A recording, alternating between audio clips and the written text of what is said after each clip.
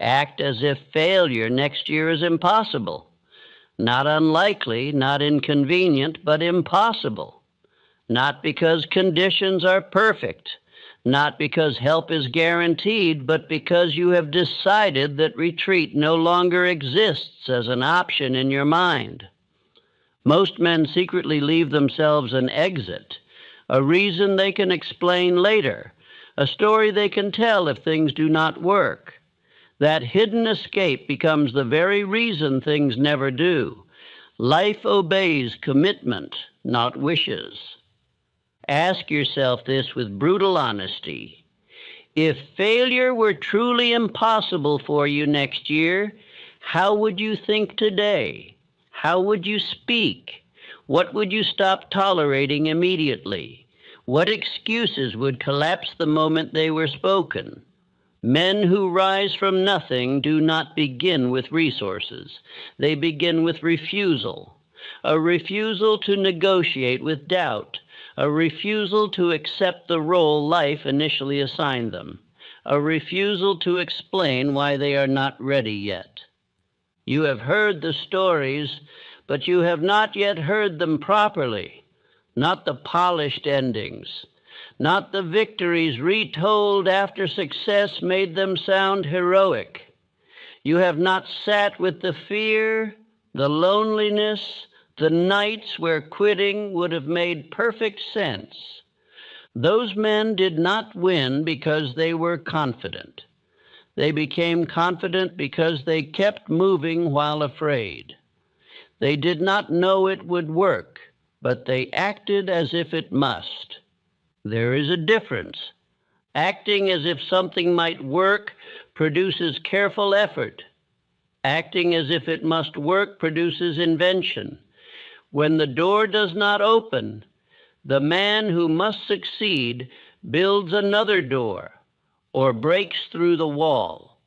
Next year cannot belong to chance if it is to belong to you. You must remove the language of uncertainty from your thinking. Words like try, hope, maybe, and someday weaken resolve long before action begins. Look closely at your habits. They reveal whether you are preparing for success or rehearsing for excuse. Do you move like a man who expects victory or like one who wants plausible deniability?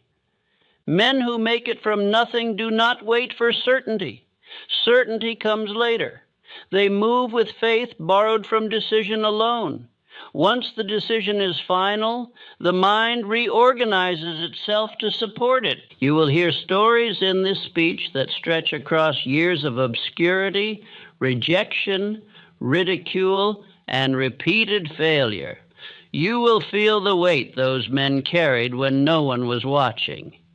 You will recognize parts of yourself in their doubt and in their persistence. But understand this now, before a single story is told. None of those men succeeded because life was kind to them. They succeeded because they reached a point where quitting would have cost them more than continuing. That is the point you are being invited to reach. If failure next year is impossible, then distraction becomes intolerable. Comfort becomes suspicious. Familiar routines become enemies.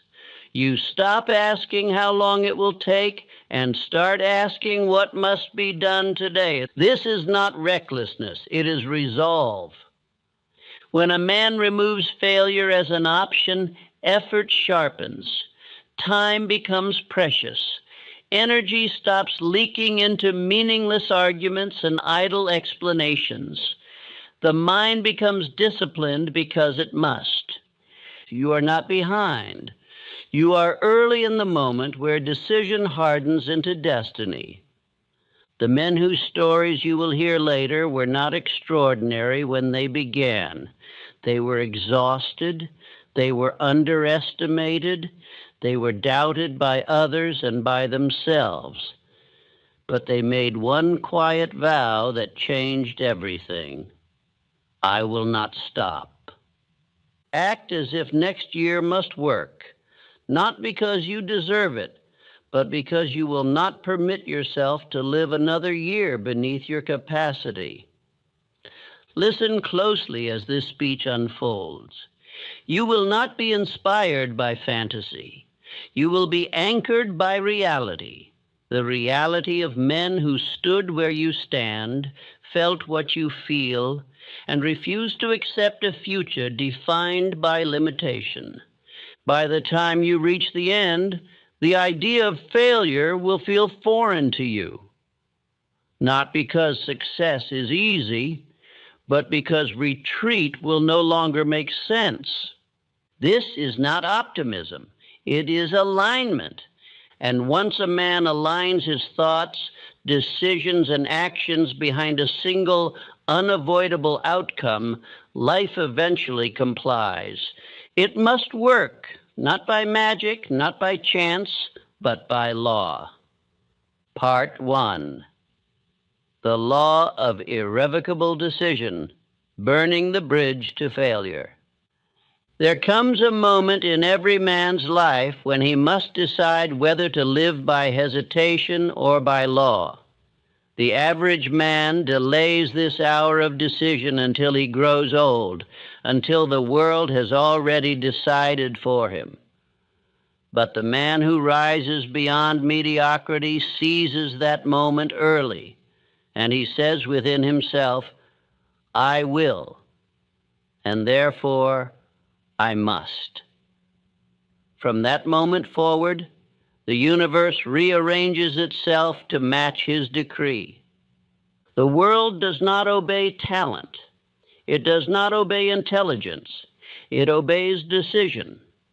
The man who decides once and for all what he will become has already begun to move mountains invisible to the eyes of the hesitant. There is a spiritual chemistry in decision that transforms weakness into power. A wavering mind can produce nothing but fragments, but a definite mind compels the unseen forces of life to fall into alignment. Most men will not decide. They would rather remain in perpetual debate with themselves than endure the fear of finality. They leave back doors open, excuses disguised as prudence, alternatives disguised as safety, explanations prepared in advance for failure. Yet these very exits become the reason they never arrive. No man can move forward while constantly glancing backward to the escape he built for himself. Consider the soldier Cortez. When he arrived upon foreign shores, he ordered his ships burned. His men watched the flames consume every possible retreat. And in that moment, their will hardened into one single command: advance or perish. That decision, terrible in its simplicity, gave them the unity that divided men never know. The burning of the ships was not madness. It was clarity. The same principle applies to every pursuit of greatness. When you decide without retreat, infinite intelligence rushes to your aid. When you waver, it stands still, waiting for you to make up your mind. Life cannot grant power to indecision because power requires a channel. Decision provides that channel. It is not a wish. It is not a hope. It is a spiritual contract signed in silence and sealed in action. I have studied hundreds of men who rose from nothing to influence. They differed in manner, education, and circumstance, yet every one of them shared one trait. They decided. They reached a point where hesitation became unbearable. They drew an invisible line in the sand and said, "This far and no further." That line was their rebirth. Fear thrives on alternatives. It feeds upon the presence of another option. When you remove the option, fear dies for lack of nourishment. It cannot breathe in the atmosphere of finality. To decide completely is to choke the life out of doubt. And in that stillness, faith is born, not as emotion, but as authority. There is a difference between the man who hopes and the man who decides. The hopeful man speaks softly, waiting for permission. The decided man speaks as though his words have already been recorded in the archives of destiny. His tone alone changes the course of events. People sense in him an unspoken law. This man will not stop. The world yields not to effort, but to certainty. Look upon the life of Edwin C. Barnes. He was not rich. He possessed no influence, but he carried within him a vision definite as steel. He would become a partner to Thomas Edison. He did not say, "I will try to work for Edison." He said, "I will become his partner." That decision, once fixed, became law within his mind. He saved the fare, rode a freight train to Orange, New Jersey, and presented himself at Edison's office, dirty and penniless, but certain. Edison later said that Barnes's eyes declared partnership before his lips spoke a word. He saw in him the quiet madness of decision. Barnes did not ask for wages. He asked for a chance. He was given a modest position, yet his decision never wavered. Years passed before opportunity appeared, but it came. When Edison needed a man to sell his new dictating machine, Barnes seized the task with the fire of one who knew destiny was watching. He sold with conviction, and the profits crowned him a partner. That is the law in action. It was not luck. It was not talent. It was the invisible machinery of decision turning in his favor. The universe respects finality. Once you decide, events rearrange themselves with uncanny precision. Doors open, people appear, ideas arrive, all in response to the vibration of certainty. Hesitation, on the other hand, divides the will.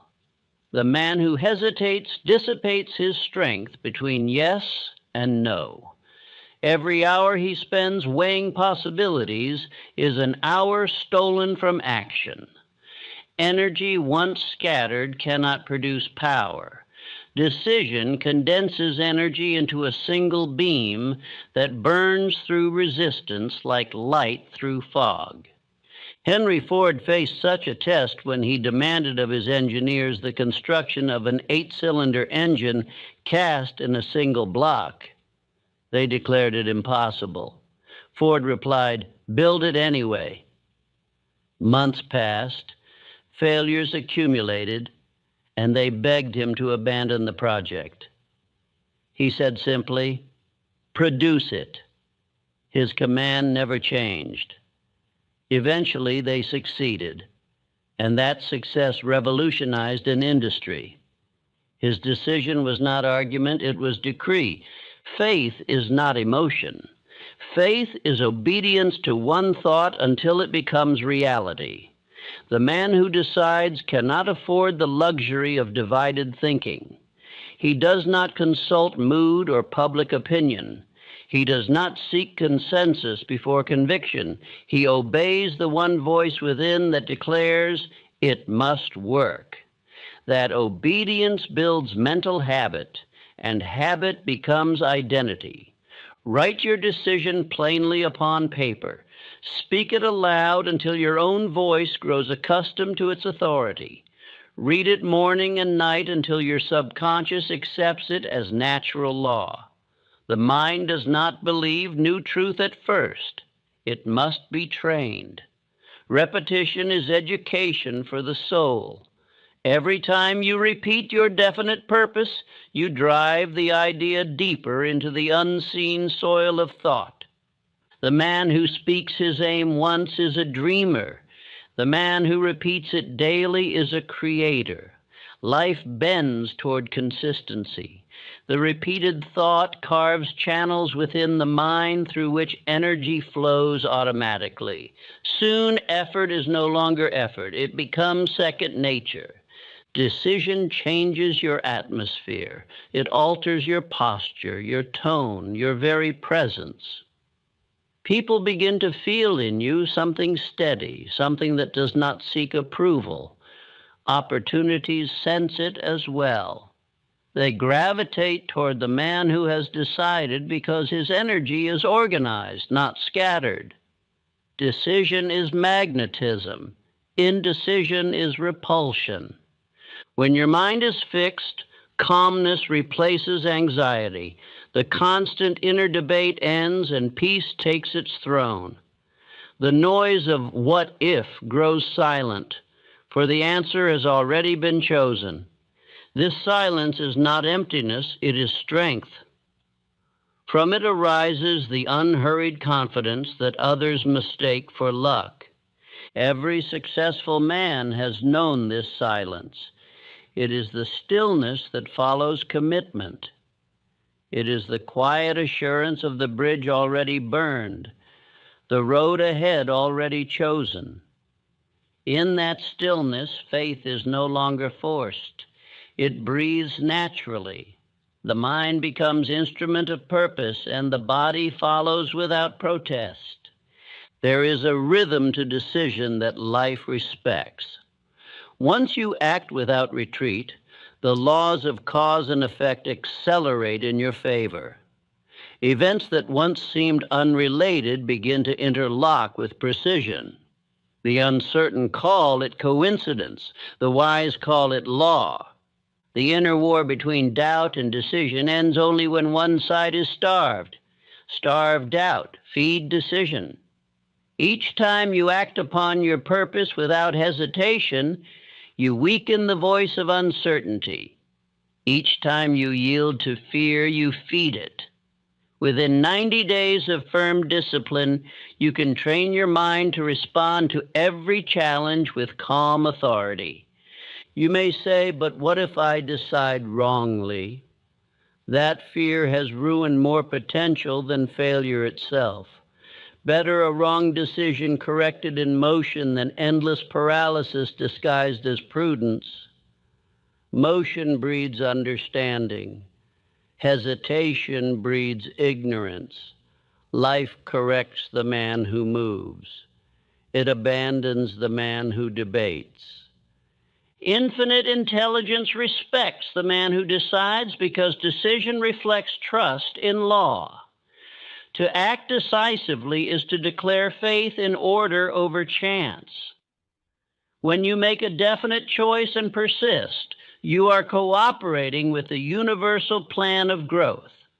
The timid man who waits for proof before acting insults that plan, and life withholds reward until he learns obedience. Let this be your affirmation each morning. My decision is law. I have burned the bridge to failure. I advance, and life advances with me. Speak it until your voice carries conviction. The moment you speak it with sincerity, something deep within you will answer, and you will feel the shift from possibility to certainty. Do not confuse rashness with resolve. Decision is not recklessness, it is directed will. The reckless man acts from impulse. The decided man acts from law. He consults principle, not mood. He plans, commits, and never retracts.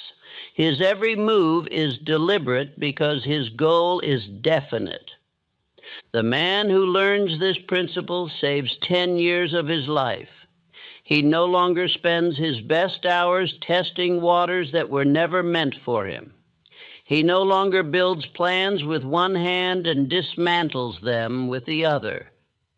He lives by decree, and decree compresses time. Each day of indecision postpones success another year. but one day of true decision opens the floodgates of opportunity. Time itself begins to cooperate with the man who no longer hesitates. There is an old truth. If you want to take the island, burn the boats. Apply this not to war, but to the conquest of self. Burn the boats of doubt, the lifeboats of excuse, the rafts of old identity. Step onto the shore of purpose with nothing but your will, and the island will yield to you. Decision is the bridge between dream and reality. It is the narrow path only the brave cross. But once crossed, you will never return to the land of uncertainty, for you will have seen that all security lies on the side of commitment. You are not waiting for the right moment. The right moment is waiting for you to decide. Each second of hesitation drains the strength that could have built an empire. Choose now and choose completely. Write your aim, speak it aloud, believe it as if signed by law. Then act as though retreat does not exist. When the doubting world asks how you are so certain, say nothing. Continue your work. Let silence and progress speak for you. There is no defense greater than result. And when you grow weary, remind yourself, the man who decides never truly tires, for his energy is unified. Fatigue visits only those divided between aim and fear. The decided man may grow physically weary, but his spirit remains aflame, for he knows the outcome is already written. Thus begins the first law of achievement, the law of irrevocable decision. Every empire, every invention, every fortune, every transformation begins with one moment of absolute choice. You may stand at that moment now. Choose well, choose completely, and once you have chosen, never look back. Part 2, the law of mental command, faith as applied power. A decision by itself is the spark, but it is faith that keeps the fire alive when the night grows cold. The man who decides sets his course, but the man who believes sustains it. Many men have made bold declarations only to crumble at the first sign of resistance because they mistook decision for completion. Decision begins the process. Faith carries it through. Faith is decision repeated until it becomes law. Faith is not a feeling. It is the disciplined act of holding one thought as true, regardless of appearance. Emotion is unstable. Faith is command. One cannot build a lasting fortune on the fleeting comfort of emotion.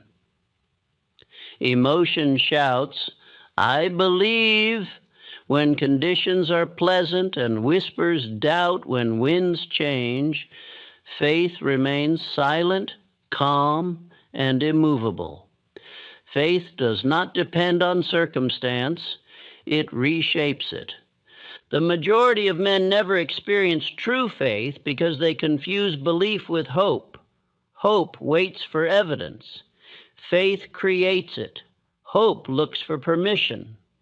Faith acts as if authority were already granted. Hope says, "I wish this would happen." Faith says, "It is already settled." The man of faith does not beg life for opportunity. He declares readiness, and opportunity appears. There exists a precise law behind this. The subconscious mind accepts repeated thought as instruction and organizes reality to fulfill it. This is not mysticism, it is mental law. The conscious mind directs, the subconscious executes, and infinite intelligence supplies the material.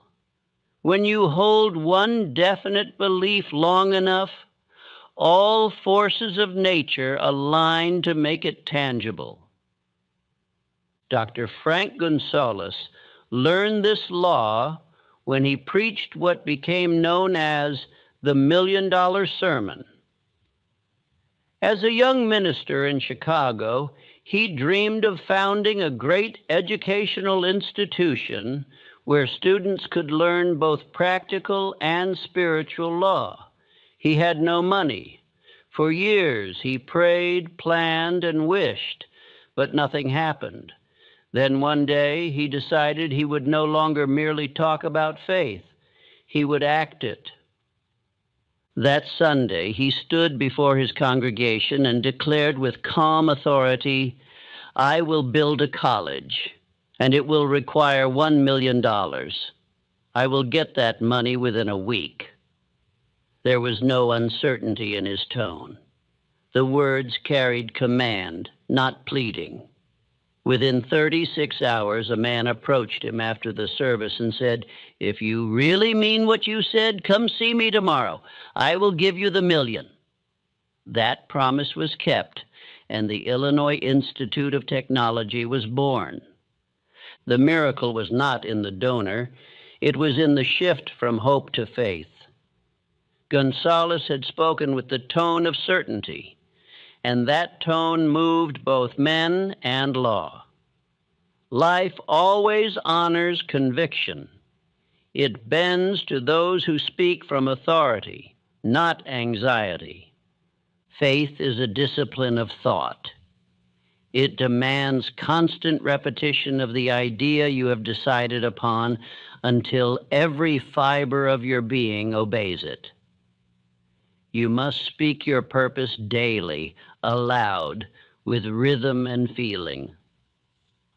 The subconscious mind does not understand doubt. It understands repetition. If you repeat fear, it obeys fear. If you repeat faith, it obeys faith. Say each morning, "It must work. Infinite intelligence operates through me. Every thought I hold in faith commands the substance of life to obey." The man who begins his day with such decree cannot live small, for he has already placed his mind in the seat of power. There is a spiritual vibration to words spoken with belief. Every command you give yourself sends out an unseen wave. The timid man scatters his energy through uncertainty. The faithful man concentrates it through precision. Speak less, but when you speak, speak as one who expects obedience from life itself. Observe the difference between men who try and men who know. The man who tries explains his plan to everyone. He seeks reassurance because he doubts his own decision. The man who knows acts quietly, methodically, without asking permission. He needs no cheerleaders because he already sees the finish. One walks as if seeking, the other walks as if sent. Infinite intelligence moves through definiteness of purpose. It does not assist the man who experiments with faith like a hobby. It assists the man who treats faith as command. The universe is orderly. It must respond to law. When your thoughts are definite, you are cooperating with law. When they are scattered, you are in rebellion against it. Thomas Edison understood this truth. His laboratory was filled with failed experiments, yet he called none of them failures. "I have found 1,000 ways that will not work," he said calmly, "which brings me closer to the one that will." His faith was in the process, not the outcome. He believed in the law of persistence, and that belief turned repetition into revelation. His success was not a reward of genius, but a response to faith expressed through unwavering labor. Faith and action are twins. One cannot live without the other. The man who declares belief but does not act is a liar to himself. The man who acts without belief exhausts himself in confusion. True power belongs to him who decides, believes, and acts as if results were guaranteed. Each thought, each word, each motion aligned behind one definite aim. That alignment condenses years into months. You may ask, what if doubt returns? It will. Faith is not the absence of doubt. It is command over it. When doubt whispers, what if it fails? Reply, that question no longer applies to me. You do not fight doubt. You overrule it. A king does not argue with rebellion. He declares order. Speak your decree and continue working. Doubt cannot exist where thought and action move as one. The fatal words of the week are, I'll try, if it works, or maybe. These are signals of self-distrust. The successful man never says try. He says do. He does not say if. He says when. Language shapes destiny. The subconscious hears tone, not grammar. It accepts whatever is repeated with emotion. Control your speech and you control your results. Faith without consistency is self-deception. Faith must become rhythm, an unbroken chain of thought and effort bound together by will. When you speak your aim each morning, act in harmony with it each day, and review your progress each night, you begin to live under divine order. You no longer need to hope, you expect. That expectation shortens distance between idea and realization. Edison once said, when I have fully decided that a result is worth getting, I go ahead and make trial after trial until it comes. That is faith in practice, decision carried through labor until the unseen yields to the seen. The average man calls this stubbornness. The wise call it obedience to law. The man of faith does not shout, he speaks softly but with weight. Others listen, though they do not know why.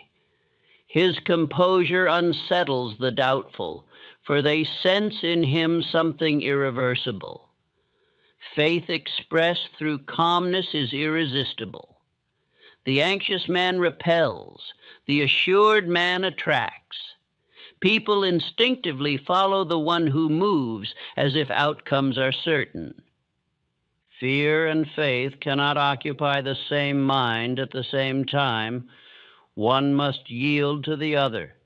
Every moment you spend in worry is a moment of broken law. When fear attempts to rise, do not resist it with panic. Replace it with purpose.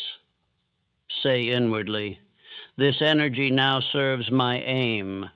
Fear is not enemy. It is raw power misdirected. Redirected by faith, it becomes fuel. You have heard it said that mountains can be moved by faith. This is not poetry. It is physics of the mind. A mountain represents fixed conditions. Faith represents definite purpose, acting upon those conditions with law. The mountain moves not because it wishes to, but because law compels it. Faith compresses time. It removes the detours of hesitation and shortens the path to success. What most men accomplish in 10 years, the man of faith accomplishes in 1. He wastes no hours doubting or explaining. His mind is unified, and unified thought multiplies power. The man of faith does not chase signs. He does not look for miracles. He becomes the miracle by walking with decision through chaos as though guided by unseen hand. His peace under pressure is his proof. When the storm rises, others panic. He becomes still. That stillness commands the very elements to serve him. Say often, I think it, I speak it, I act it. Therefore it is. This is the trinity of creation. Thought conceives, word affirms, action delivers. Omit one, and the chain breaks. Unite them, and reality obeys. This is how decision becomes destiny. The mind must be trained as one trains muscle. Each day of discipline increases endurance. Each repeated command strengthens conviction. In 90 days, if faithfully practiced, belief becomes second nature. You will no longer need to fight for faith. It will act through you automatically. Faith expressed through definite decision can compress decades of trial into one concentrated season of achievement. Men who live by this principle become impossible to discourage. They treat adversity as exercise, not punishment. Their eyes do not shift from the target. Their steps never retreat. That steadiness is the mark of the master. When faith matures, it produces an inner silence. You no longer plead or argue with life, you expect. You do not ask whether the result will appear, you ask only when. This calm expectation is the true evidence of power. Those who still beg have not yet decided. Those who command are already obeyed. So let this become your code. I no longer hope, I command. I no longer beg, I expect. I no longer wish, I decide, believe, and act, and therefore it is. Speak it, live it, build your days around it. Faith is the mind's acknowledgement of law. It is the bridge between invisible and visible, the channel through which infinite intelligence flows to fulfill your purpose. To live without it is to wander blind. To live within it is to move with destiny at your side. You were not created to doubt your own potential. You were designed to prove law through obedience. Begin now. Speak your definite aim as truth. Walk as though success has already bowed before you. Continue without retreat. In time, even those who mocked your certainty will call it wisdom. Part 3. The law of relentless effort, working as if success were already certain. Faith that does not labor is imagination, not power. The man who decides and believes must now prove his faith through action. For thought without motion is the shadow of purpose, not its body. Infinite intelligence demands cooperation from the one who declares, it must work. That cooperation is labor, precise, persistent, and organized. Every man desires results, but few are willing to pay in effort what results demand.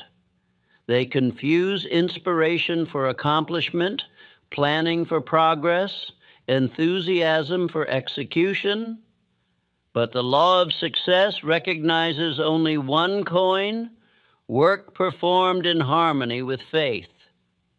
The universe does not reward declaration alone. It rewards sustained obedience to the decree you have spoken. The difference between the wishful worker and the relentless builder lies in certainty.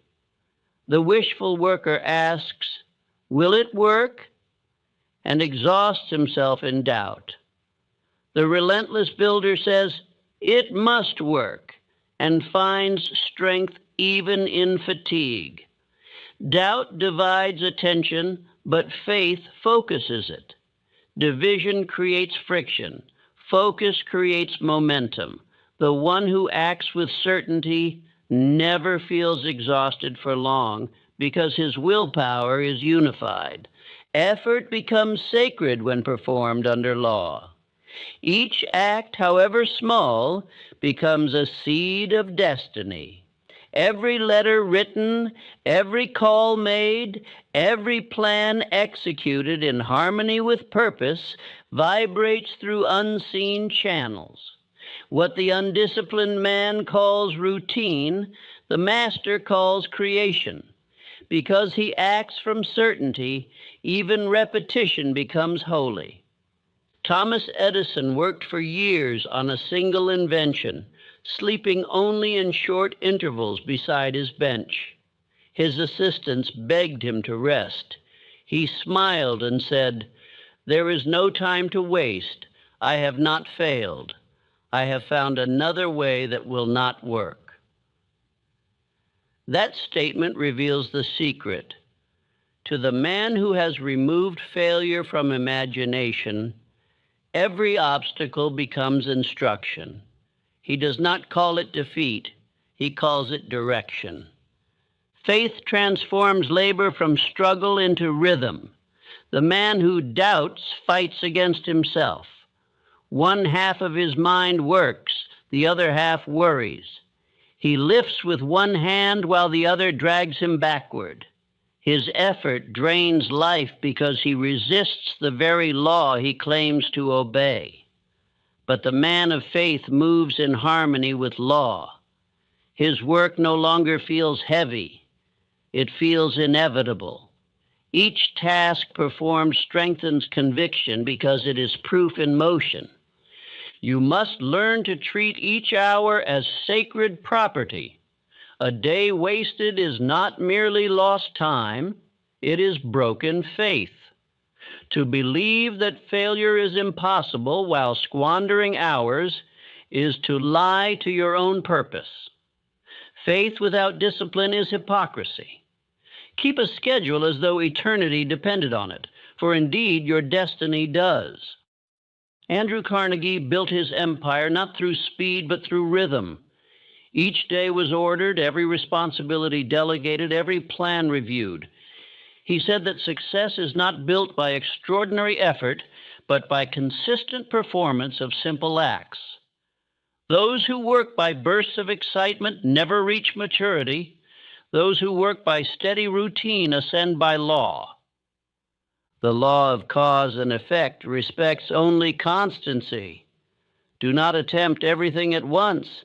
Direct all energy to one definite aim.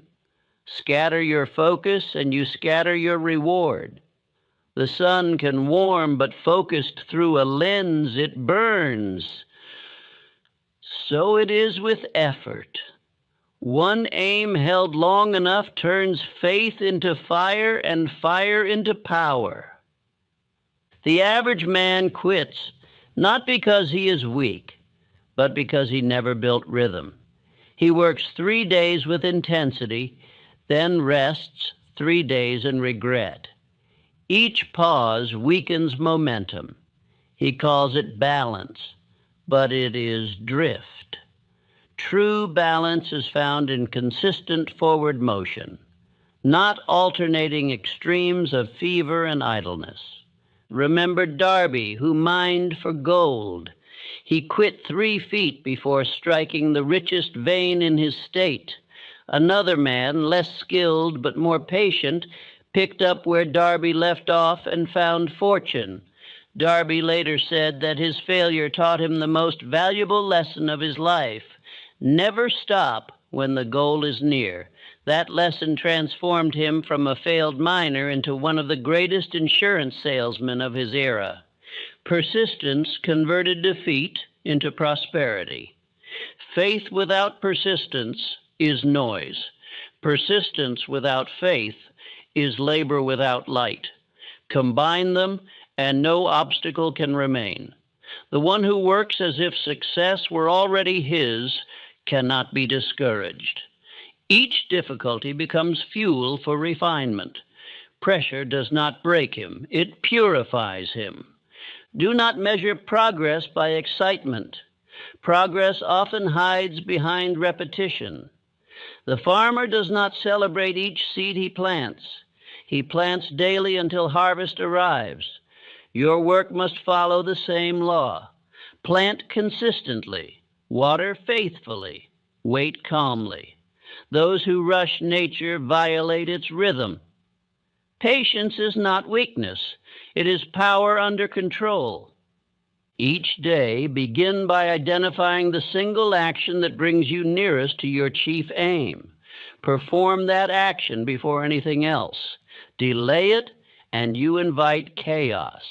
Complete it, and the rest of the day obeys. A well-executed morning saves a confused week. Keep your labor organized. Disorder is the thief of strength. A cluttered workspace, a scattered plan, an ungoverned mind, all waste energy meant for progress. Henry Ford understood this when he invented the assembly line. By organizing motion into sequence, he multiplied productivity 100-fold. Faith must also be organized.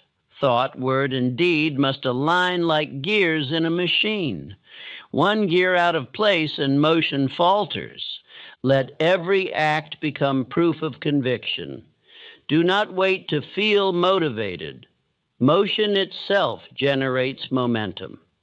The man who moves daily, even in small steps, feels inspiration return naturally. The man who waits for perfect mood decays in idleness. Emotion is servant to movement, never master of it. During your hardest days, remind yourself that adversity is refinement. Every trial burns away the impurities of doubt. What remains is pure determination. The goldsmith heats his metal until impurities rise to the surface. Faith endures the same fire. Welcome it, for it makes you worthy of success. To act as if success were certain is not arrogance. It is reverence. It is acknowledgement of divine order. You are declaring trust in the law that governs growth. The timid call it pride. The wise call it obedience. You are not boasting. You are cooperating with infinite intelligence by acting as though results already exist in substance, waiting only for expression. If you fail to act as though your victory were sure, your mind sends mixed instructions to the subconscious. It cannot obey both doubt and faith. You must speak, move, and plan with uniform certainty. The body of a man reveals his mind. His posture, his tone, his eyes all declare his level of belief. Walk as one who expects success to recognize him. In times of fatigue, remember this truth. Fatigue is not defeat. It is the signal of expansion. Muscles grow by resistance, and so does will. The man who ceases at the first sign of exhaustion never discovers how much energy lies dormant within him. Faith draws that energy forth. Rest, but do not retreat. Use sleep to renew, not to escape. Edison often worked through the night while his team slept. When asked how he sustained such endurance, he answered, "I am too interested to stop." Interest is the product of purpose. The man who loves his aim does not count the hours. He loses himself in creation. That is the secret of tireless labor, alignment. Fatigue visits those divided between desire and duty. The unified man draws strength from his task. Guard your time as you would guard treasure. Every unplanned hour is an open door for weakness to enter. Write your plan each evening for the next day. Review it each morning before beginning. A man who knows his next action wastes no time on confusion. Routine is not slavery, it is sovereignty. Distraction is the enemy of progress. You cannot serve both purpose and comfort. When you work, let the world vanish. Refuse the call of gossip, idle entertainment, or needless talk. These are thieves of energy.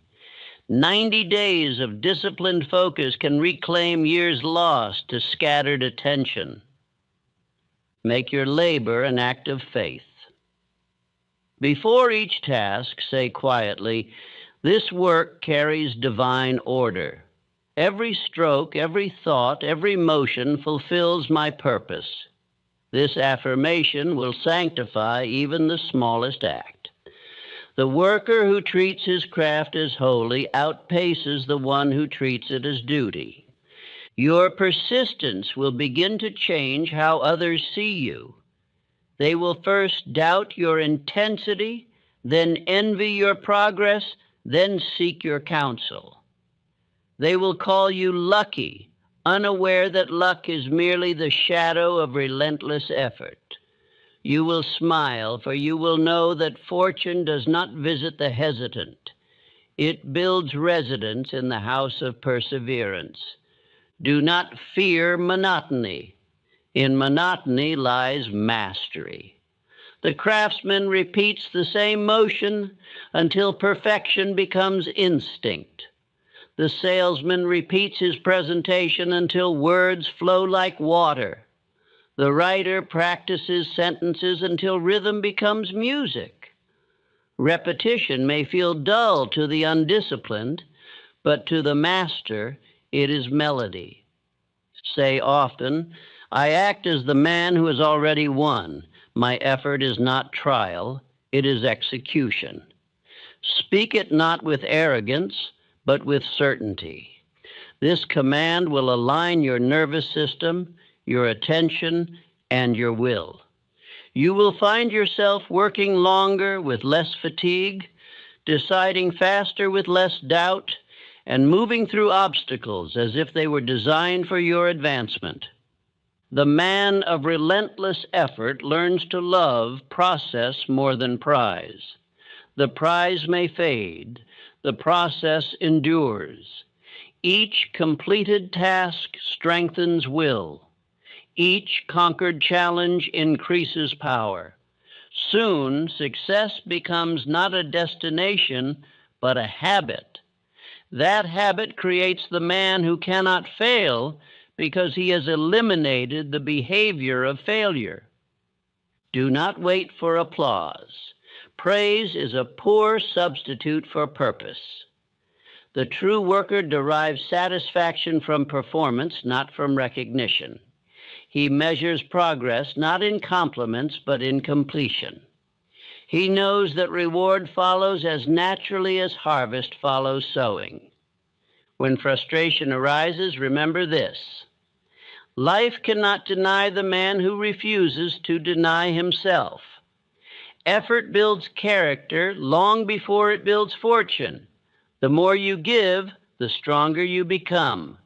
The stronger you become, the larger your capacity to receive. Every act of obedience enlarges the vessel that will one day hold your reward. Let your example teach those around you. Without preaching a word, your consistency will awaken something dormant in others. They will see in your labor the quiet dignity of purpose and begin to suspect that they too were meant for more. This is the highest form of influence, not instruction, but embodiment. The road may be long, but each day you act in faith shortens it invisibly. The man who doubts looks for shortcuts and wanders endlessly. The man who persists on the straight path arrives sooner, not because it is easier, but because he never strays. There will come a morning when your routine no longer feels like discipline, but like destiny. The same tasks that once felt heavy will now feel natural. The same habits once forced will flow freely. This is the mark that you have crossed from effort into mastery. Continue until work itself becomes joy. When you live by this law, you save decades. While others waste years stopping, starting, and restarting, you move forward without interruption. 90 days of faith-driven labor can equal 10 years of half-hearted striving. The difference is not time, it is certainty. Faith must be embodied. Labor is its proof. Action is its flesh. When you rise each morning and work with full devotion, you are no longer chasing success. You are living as success in motion. You are no longer proving your worth. You are demonstrating law. And when fatigue, failure, or fear visit, greet them with calm authority. You have no claim here. My purpose is law, and I obey it. Then return to your work with quiet fire. The world has no defense against a man who works as though his victory were already assured. Part 4. The law of inner government, controlling thought, emotion, and speech. All true power begins within. A man may decide with courage and labor with persistence, but until he governs his own inner state, he remains a servant to circumstance. Mastery of thought, emotion, and speech is the final discipline through which faith becomes permanent and power becomes peace. The world cannot shake the man who no longer shakes himself. A man's greatest enemy is not opposition from without, but confusion from within. His thoughts pull in one direction, his feelings in another, his words in a third. No empire can stand with such divided government. But when mind, heart, and tongue unite in purpose, they form a trinity of command that no adversity can overthrow. This is the law of inner government, self-rule as the foundation of all dominion. The world mirrors the tone of your inner kingdom. When your thoughts are chaotic, life reflects confusion. When your emotions are ungoverned, relationships turn unstable. When your words are careless, your world becomes uncertain. But when the inner kingdom is orderly, when each thought serves faith, each emotion serves reason, each word serves purpose, then life itself obeys. You must become as deliberate with your inner world as a king with his council.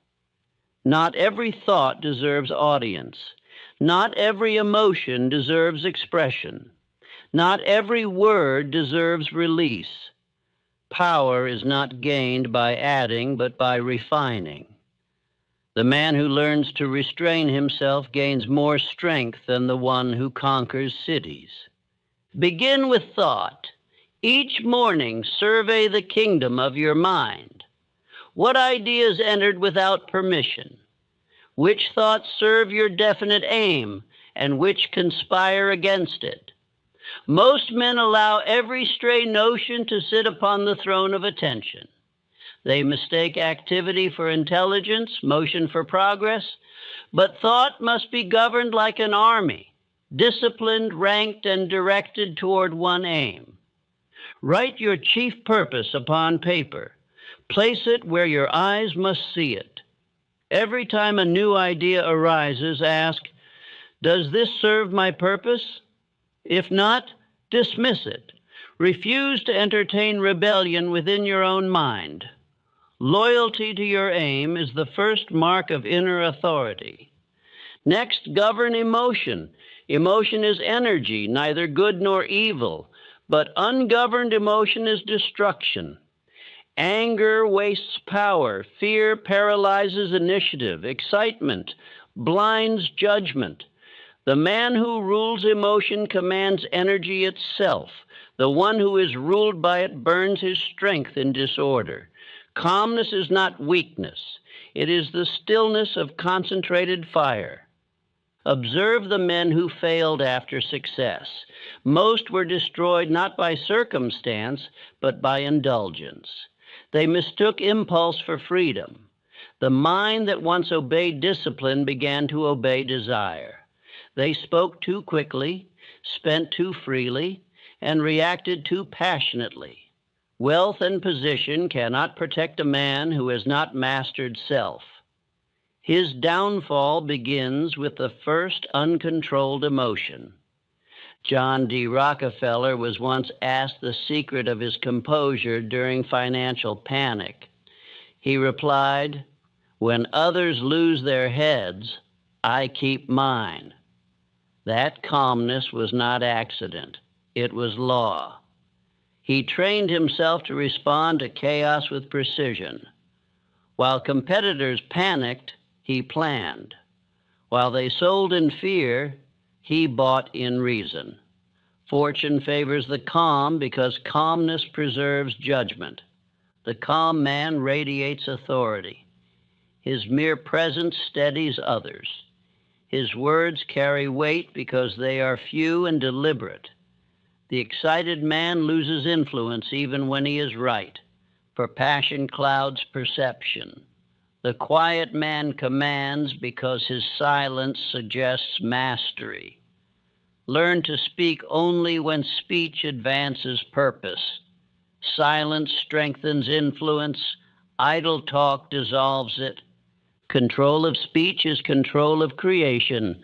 Words are instruments of power. Once spoken, they set forces in motion that cannot easily be recalled. Speak only those words you are willing to see made flesh. The careless use of speech has wrecked more lives than failure ever has. The wise speak little, but each word bears the weight of thought. Lincoln was a master of inner government. He endured ridicule, failure, and the burden of a divided nation. Yet he ruled himself with gentleness and restraint. His temper was slow, his words measured, his compassion vast. He understood that leadership is moral equilibrium. He won men not through noise, but through calm conviction. His mastery of self became the pillar of his nation's survival. Learn from him the art of deliberate response. Between stimulus and reaction, place thought. Before speaking, ask, will this word serve harmony or chaos? Before acting, ask, does this move me closer to my aim? Before feeling, ask, will this emotion strengthen or weaken me? Each pause saves years of regret. The ungoverned man spends his life repairing damage done by impulse. The self-governed man moves without waste. His thoughts are precise, his feelings balanced, his words chosen. He lives as if his every act were a command issued to the universe. And because it is, the universe obeys. You may say, but emotion makes me human. True, but mastery makes you divine. To feel deeply and remain composed is the highest form of strength. Even infinite intelligence expresses itself through order. The stars burn with unimaginable fire, yet they move in perfect calm. Learn from their example. Power and peace are not enemies, but allies. Each evening, practice reflection. Sit in silence and review your day without judgment. Where did you lose your calm? What words would you recall if you could? What moments revealed impatience, vanity, or fear? Write them down. The act of acknowledgement converts weakness into wisdom. Confession to self is the beginning of dominion. Replace worry with planning Anxiety is thought without direction. Planning is thought with order. The worrier spends his energy imagining failure. The planner spends it building remedy. Every moment spent in worry is disobedience to faith. You cannot believe success is certain while fearing its delay. Choose one master. The practice of gratitude will steady your emotions faster than argument. Begin and end each day with acknowledgement of progress. Thank life for strength, for clarity, for purpose, even for challenges. Gratitude transforms emotion into fuel. The man who thanks life for resistance discovers that each hardship sharpens him. The ungrateful man weakens himself through complaint. Complaint is the language of defeat. Gossip is the trade of the powerless. To speak ill of others is to confess your own lack of direction. When you catch yourself complaining, stop at once and turn your energy toward action. The time spent criticizing another man could build your own empire. There is a law of resonance in speech. When you speak words of fear, you summon its likeness. When you speak of success, you summon opportunity. Every word vibrates through unseen channels. The tongue of man can either build a ladder to greatness or dig a pit of failure. Choose your words as a builder chooses materials, with precision and care. Keep your inner world clean. Guard against envy, bitterness, and self-pity. These poisons corrode judgment and cloud intuition. Envy whispers that another's gain is your loss. Faith knows that abundance multiplies. Bitterness chains you to the past. Forgiveness frees your strength for creation. Self-pity paralyzes initiative. Gratitude restores it. The mind cannot serve two masters. Purify it until only purpose remains. Inner government requires daily vigilance. Just as a ruler inspects his kingdom for unrest, inspect your thoughts for rebellion. Do not allow fear to organize factions within your mind. Fear begins as suggestion, one whispered thought of inadequacy. If not dismissed, it recruits emotion, then speech, then defeat. Quell it at the first whisper by affirming, I am master of my mind. No thought governs me but faith. When storms arise, hold still. Reaction is weakness. Response is power. The calm man feels emotion pass through him like wind through forest, heard but not obeyed. He acts not to release tension, but to fulfill law. This is true maturity, to act not because of emotion, but in spite of it. You will notice that the more self-governed you become, the more others begin to respect you without knowing why. They sense in you a quiet authority. Your steadiness exposes their turbulence. Some will admire it, others will resist it. Let them. The leader's calm will always unnerve the undisciplined. But secretly, even your critics will begin to imitate your composure. Do not mistake control for suppression. Suppression buries emotion alive. Control transforms it. Feel anger and let it teach you where boundaries must be drawn. Feel fear and let it warn you where preparation is needed. Feel sadness and let it remind you of your humanity. But do not let these emotions sit upon the throne. They are counselors, not kings. Inner calm is not achieved by removing emotion, but by organizing it. Like a symphony, each instrument must play its part under direction of the conductor. When faith holds the baton, even fear plays in harmony. Say often, my calm is my confidence. My peace is my proof. My silence speaks my strength. These words will anchor you when noise surrounds you. Speak them slowly until breath itself becomes steady. The subconscious will register this as new command, and emotion will soon obey. As your inner government strengthens, intuition awakens. Infinite intelligence does not speak through chaos. It speaks through stillness. Many beg for guidance, yet drown out the answer with their own noise. The still mind receives instruction. The disciplined heart recognizes it. The obedient will executes it. Guidance flows naturally to the one who has learned silence. When you learn to govern yourself, you save a decade of conflict. You stop explaining, defending, and arguing. You stop reacting to every slight, every rumor, every disappointment. Your energy, once wasted in emotional labor, becomes available for creation. Others tire themselves in the arena of noise while you build empires in quiet. Lincoln once said, "A house divided against itself cannot stand."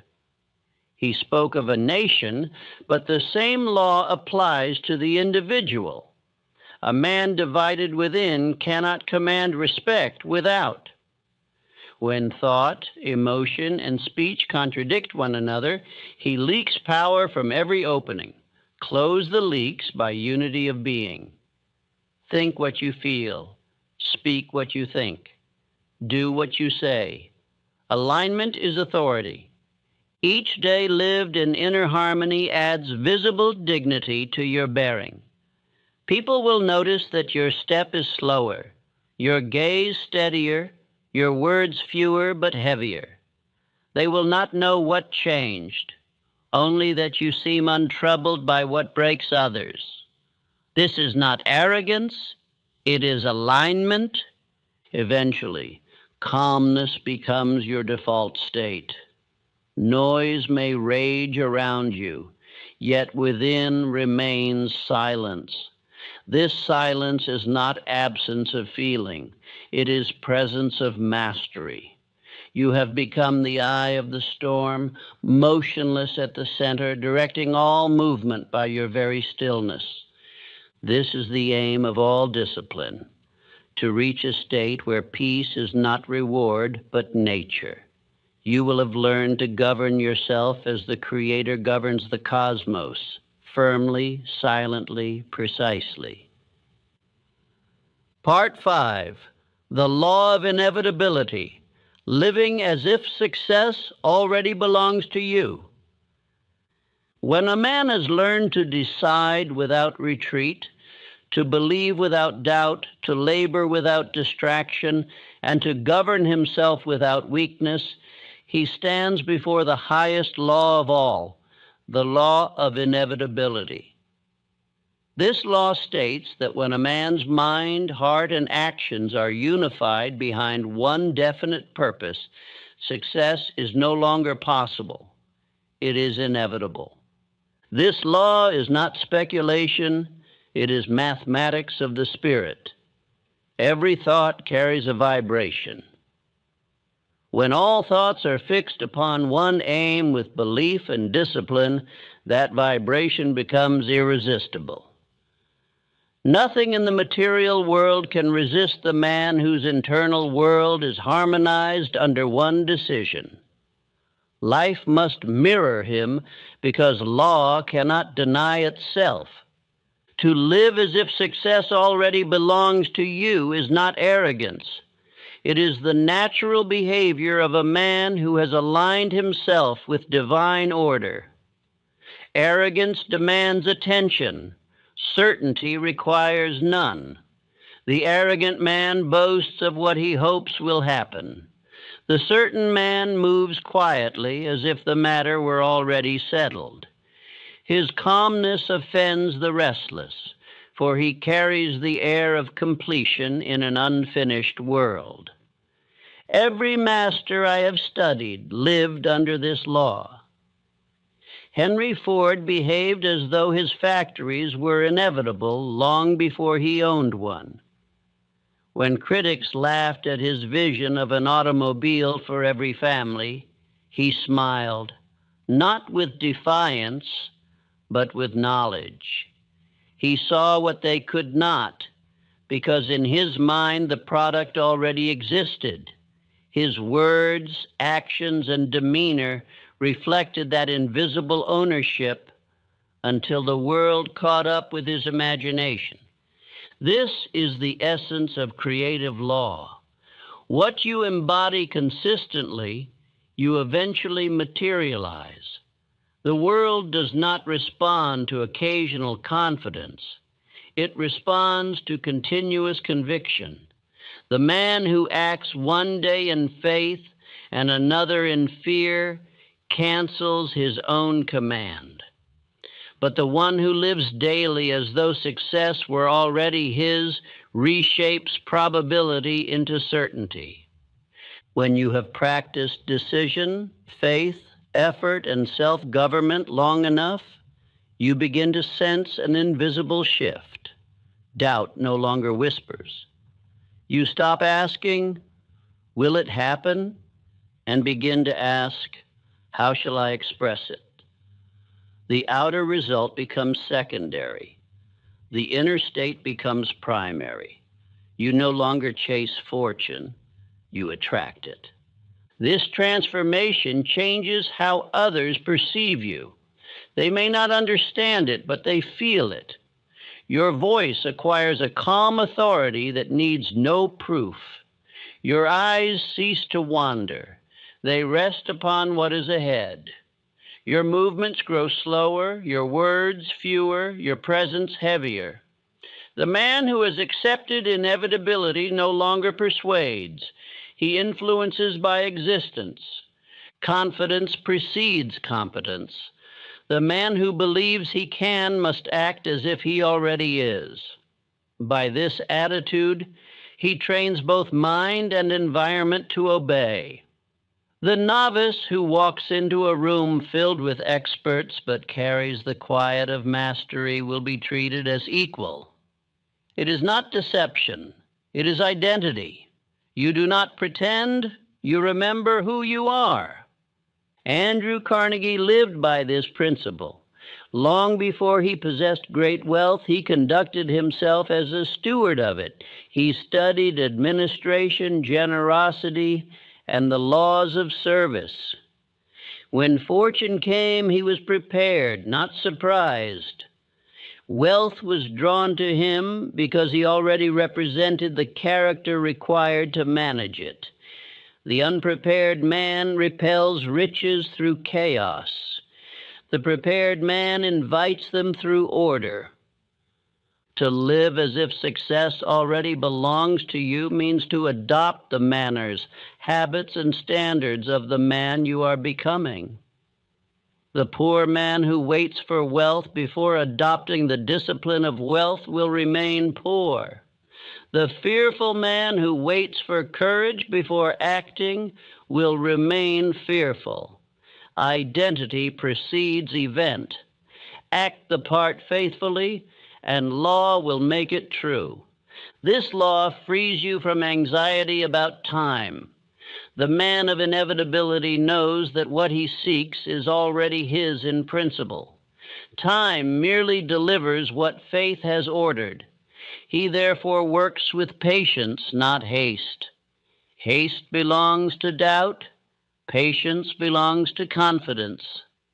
A seed planted in faith does not demand harvest tomorrow. It knows the soil cannot betray it. Say often, I live as the man who cannot fail. My actions are certainty made visible. Speak it not for encouragement, but as a reminder. You are not commanding success to appear. You are acknowledging that its arrival is already in motion. The one who knows this law walks differently. He moves with quiet rhythm instead of anxious bursts. His voice carries the tone of assurance rather than persuasion. Carnegie once said that men who complain of lack of opportunity have not yet prepared their minds to see it.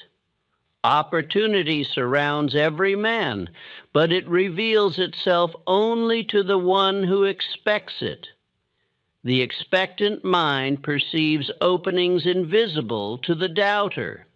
Thus, living as if success belongs to you alters perception itself. You begin to notice doors that were always there but unnoticed by the fearful. Gratitude is the companion of inevitability.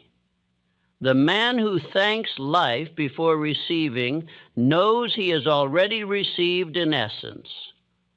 Gratitude dissolves impatience because it recognizes completion even in progress. Begin and end each day with gratitude, not merely for what is visible, but for what is assured. This habit converts desire into peace. There is danger in premature celebration, for it substitutes pleasure for purpose. The man who boasts of success before it is complete invites vanity to rob him of focus. The man who continues in silence until proof is undeniable builds reputation upon substance, not noise. Let your actions speak in whispers, while your results roar in thunder. Living as success demands humility, for pride distorts law. Confidence rooted in self becomes arrogance. Confidence rooted in law becomes peace. Remember always that infinite intelligence works through you, not for you. You are the instrument, not the source. When you forget this, life will humble you until you remember. Rockefeller understood this truth. Despite immense wealth, he remained simple in conduct, precise in thought, temperate in emotion. He viewed himself not as owner, but as steward of abundance. This attitude kept his fortune intact when others lost theirs. Arrogance builds empires that crumble. Stewardship builds empires that endure. When results seem delayed, do not doubt, adjust. A man aligned with inevitability does not interpret delay as denial. He asks, "What part of my plan is still unrefined?" and continues. Doubt interprets time as enemy. Faith interprets it as ally. Delay often protects you from premature success, which destroys faster than failure. The great danger of this law is imitation without spirit. Many try to mimic confidence through loudness or show, but law responds only to sincerity. You cannot deceive the universe with posture. The energy you radiate is measured not by gesture, but by conviction. Quiet belief commands. Display repels. Your aim must always remain definite. To live as success, you must think, speak, and act from that central purpose daily. Consistency builds reality. The man who shifts aim weakly scatters force like a leaking vessel. Focused belief is inexhaustible. Scattered belief is fragile. To embody inevitability, you must eliminate contradiction from thought and action. Do not profess belief in abundance while complaining of limitation. Do not declare faith in opportunity while envying another's success. Do not claim to live as victory while feeding on failure's language. Every inconsistency slows law's response. Speak only what aligns with your aim. The outer world will test your new identity. It will send minor defeats to measure your faith. It will whisper, "See, it is not working. Smile quietly and continue. Those tests are the universe's final examination before promotion. The man who remains calm during them graduates into mastery. When you embody success, the people around you begin to organize themselves accordingly. Opportunities seem to seek you. Allies arrive uninvited. Some will envy your composure. Others will ask for guidance. Do not boast. Serve quietly. The highest proof of power is the ability to lift others without losing altitude. To live as inevitability is to cease measuring progress by applause. Your satisfaction comes from order itself. You no longer need recognition because your peace no longer depends on approval. You have built an inner government that supplies its own validation. The outside world merely reflects it. Gratitude, faith, calmness, and definite purpose, these are the marks of the inevitable man. He no longer forces results. He cooperates with them. He rises early, works steadily, speaks little, thanks often, forgives easily, and expects continually. His outer life becomes a mirror of his inner order, and his presence itself becomes a command. There is a story told of Solomon, the king whose wisdom made him symbol of divine favor. When he was offered any gift he desired, he did not ask for wealth or conquest. He asked for understanding, a mind capable of right judgment. Because his request aligned with law, all other riches followed. This is the secret of inevitability: to seek alignment before abundance, to master cause and let effect follow by law. The man who lives as success cannot be rushed, for he knows that everything moves according to appointed time. He does not compete with others, for he sees that no two purposes can truly conflict. His progress is as steady as sunrise, and his calmness unsettles those still fighting shadows. He has reached the stage where success is not pursuit, but presence. Each morning declare, I no longer seek, I express. I no longer chase, I attract. Success is my state, not my goal. Let this affirmation reshape your posture, your tone, your choices. Speak it until the subconscious recognizes it as truth. In time, your actions will reflect this certainty effortlessly. I have seen men save 20 years of struggle by applying this law. They ceased begging for chance and began embodying readiness. The very month they changed their bearing, opportunities appeared that had long awaited recognition. The difference was not external, it was internal alignment.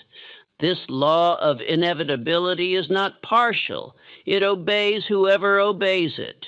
It shows no favoritism to the educated, the rich, or the fortunate. It answers definiteness with definiteness. Align your thought with faith, your word with conviction, your act with persistence, and results must appear. They cannot do otherwise, for law does not contradict itself. When you finally understand this, you will stop asking whether success is possible. You will see that success is not achieved, it is revealed. The oak does not struggle to become tree, it unfolds what was already encoded within. So it is with man. Purpose lies within him from birth. Faith and action simply uncover it. Now you stand at the summit of this teaching. Decision lit the flame. Faith gave it shape. Effort fed it with action. Self-government purified it. Now inevitability transforms it into light that cannot be extinguished. You no longer live as seeker of power. You live as its expression. Others will sense something changed in you. They will ask what secret you discovered. Tell them there is no secret, only law. Tell them that success is not granted by favor, but claimed by alignment. Tell them that you did not wait for opportunity, you became it. Then walk quietly, for your life will speak louder than words ever could. This is the final state of mastery. No more begging, no more retreating, no more proving. You have reached the point where success is not an achievement but an identity, not a pursuit but a reflection. You do not chase destiny, you carry it. You do not force victory, you live it. And because you live it, the world, by law, must obey.